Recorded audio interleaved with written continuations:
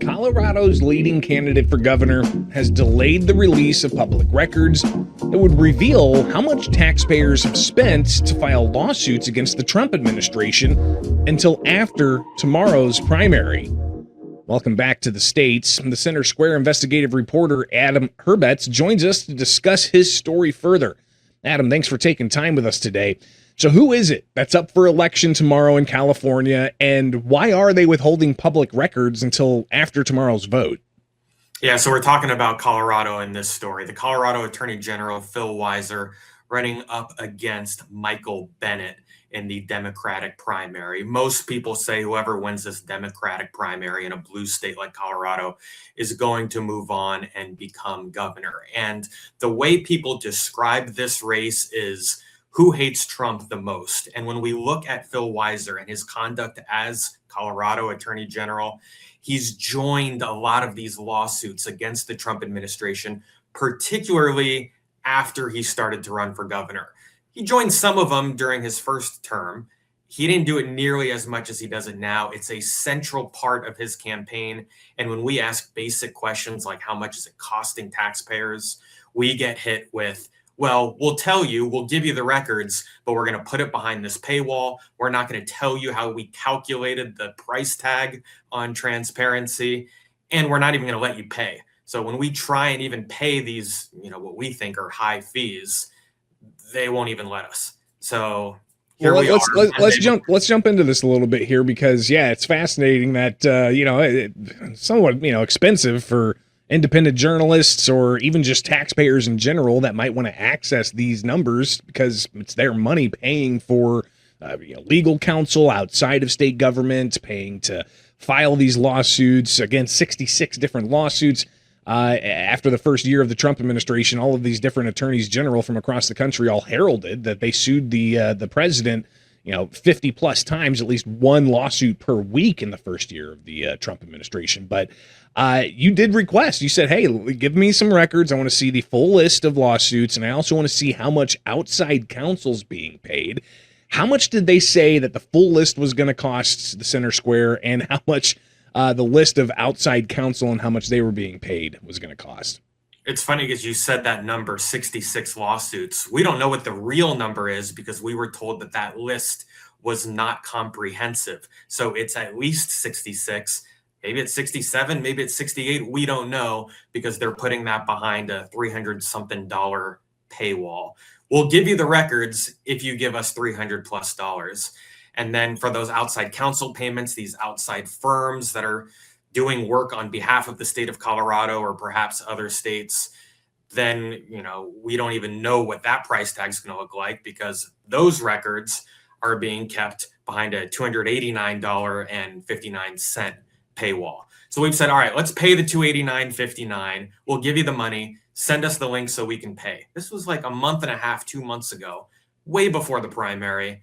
And they wouldn't let us pay. They still won't let us pay. They said, well, we'll start working on the records now, even though they really legally have 3 days to do that. It's been almost 2 months. They're starting to work on it now. They're asking for an extension, but you as voters can decide whether you think it's appropriate to ask for an extension 2 months after the fact, right before the primary. They have to have these records, and I'm not sure as to what the opposition to it may be. They're not like revealing any kind of legal strategy. You're just looking for how much did you pay this outside law firm. Exactly. It's billing statements, it's invoices, it's receipts. This is pretty basic stuff. So to say that we can't fulfill the request right now because it would impede our ability to govern, well, did it impede your ability a month and a half ago, 2 months ago when we first asked? Because we think, look, this isn't about us as reporters trying to do story. It doesn't matter. I mean, no offense, but it doesn't matter what you and I think. It matters what the voters think, what the citizens of Colorado think, so they can make an informed decision when they go to the polls, so they can know what their money is going toward with all these lawsuits. One of the people we interviewed said these might be the best lawsuits in the world. Maybe they're amazing. They're doing everything they can to protect Colorado. But at the end of the day, they have a right to know. And if this is going to be the central point of your campaign, you'd think you'd want to be able to talk about it. And again, Weiser being the attorney general, running for governor, It seems that transparency would be an interesting focal point for voters there. But you did talk to the CEO and president of the Independence Institute in Denver. Here's what he had to tell you. It is the nature of government and those in power to keep their cards close to their vest and not have those nasty citizens and those icky reporters asking them for governmental documents. The winner of the primary into this will likely be the next governor. And both Phil Weiser and Senator Michael Bennet are in a race to see who can claim to be battling Trump the most for Colorado. It sure seems like, well, that's nice. What's it costing me for you to sue Trump all the time?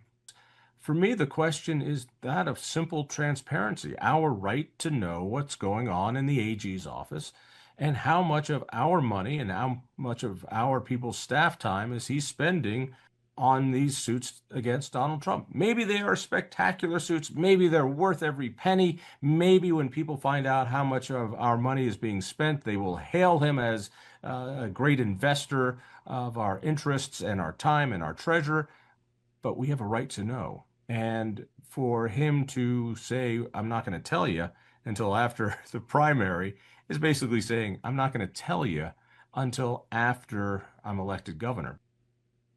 Pretty fascinating conversation I'm sure you had with Mr. Caldera, but you also talked with Anthony Reed. Tell us about his story. So Anthony Reed is not a journalist. He's not somebody who requests public records for a living, but he has just as much right to open government as you or me. And he was so frustrated with his pursuit for basic records, police, law enforcement, transparency records, that he created a fake name to start requesting records just to see if that would help speed along the process. So Anthony Reed became Samuel Newton. And when he started requesting records under the fake name Samuel Newton, he was still getting pushback. He wanted to see complaints against law enforcement officers.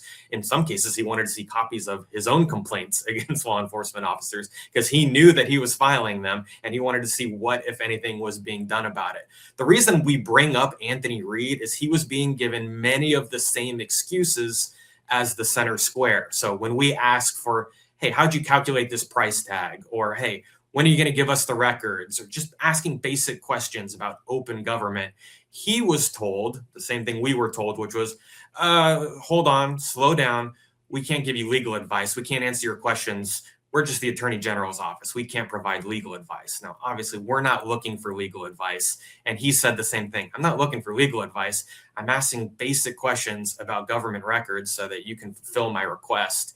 And it seems to be this line that they use. And according to him, he's getting the same line from other Colorado government agencies as well. It led us to kind of research the state laws across all 50 states to see which states are allowed to treat you essentially like an adversary, like you're their opponent in court instead of cooperatively. States like California or Washington, they're legally required to work with you in good faith to access your records, public records. Colorado, they don't have anything like that written into the law. And that's how you run into examples like this, where they say, slow down. We can't give you legal advice. We're not going to answer your questions. Not going to give you a time estimate. Not going to tell you how we calculated these fees. And here we sit one day before the primary, and it shows you why it matters. So what is Weiser's opponent saying in tomorrow's Democratic primary? Is this an issue at all to them, or is it kind of, as you and the other source you spoke with mentioned, this is really just about who can heap the most criticism of Trump? Somewhere in the middle is, I guess, the best way to answer your question. So his campaign has put out a press release kind of questioning the lawsuits, essentially painting the lawsuits as a campaign stunt. At one point, he said, we can't sue our way to better government. But at the same time, when we asked directly the campaign to comment on this, we haven't gotten anything yet. Now, this is a Democratic primary where Weiser, according to the latest polls, is a pretty firm lead. So is this a situation where Bennett doesn't want to make too many waves, knowing that he might lose, doesn't want to, sling too much mud on another fellow Democrat? We don't know. I don't want to speculate one way or the other on that, but I will say his campaign has been not as strong as some people would expect, given his name recognition, given his war chest. I was looking at his website earlier today. It looks like his campaign website hasn't posted anything in the last 5-6 days. So we're one day before the primary, hasn't posted anything yet today. So don't know. He's talked about the lawsuits, but not directly on this story. Well, looking forward to seeing what kinds of records you can produce, because it's not just something Colorado's been doing, going after the Trump administration. States across the country using their attorneys general, your taxpayer funds behind that, to challenge the Trump administration, as as Adam highlighted, at least 66 times out of Colorado. And Greg, I'll say this. Elsewhere. No matter whether he wins the primary tomorrow, whether he stays attorney general through the end of his term, we're going to report on this either way, because whether he's running for governor or not really doesn't matter. It's taxpayer money that has already been spent. We're going to do the story. The question is not if, just when. How slow are they going to be in responding? And what are they going to give us? We'll see. Adam Herbets, greatly appreciate your time here for the Center Square. Get his and other team reports at thecentersquare.com.